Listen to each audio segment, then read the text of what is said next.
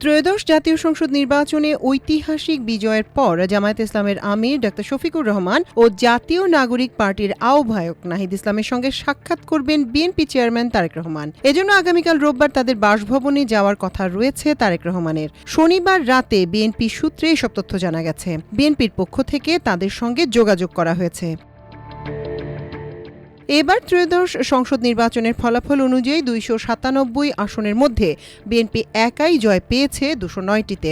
জোটের শরিকরা পেয়েছে আরও ৩টি আসন। সব মিলিয়ে পরবর্তী সংসদে বিএনপি জোটের আসন সংখ্যা দাঁড়াচ্ছে ২১২। তবে আরও ২টি আসনে জয়লাভের সম্ভাবনা আছে বিএনপির।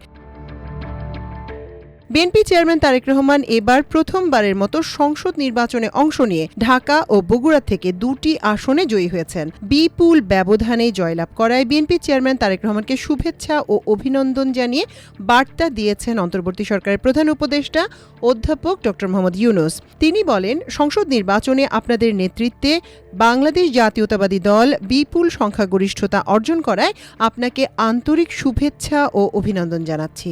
গণতান্ত্রিক উত্তরণের ঐতিহাসিক প্রক্রিয়ায় জনগণের এই সুস্পষ্ট রায় দেশের সংবিধান ও গণতান্ত্রিক ধারাবাহিকতা এবং প্রাতিষ্ঠানিক স্থিতিশীলতার ক্ষেত্রে অত্যন্ত গুরুত্বপূর্ণ মাইলফলক হয়ে থাকবে। এর আগে ২০০১ সালে 4 দলীয় জোটের অধীনে নির্বাচনে অংশ নিয়ে বিপুল সংখ্যাগরিষ্ঠতা নিয়ে সরকার গঠন করেছিল বিএনপি।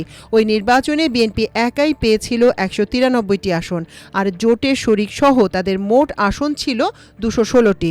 তখন প্রধানমন্ত্রী হয়েছিলেন বিএনপির খালেদা জিয়া। মাল্টিমিডিয়া ডেস্ক, আমার দেশ।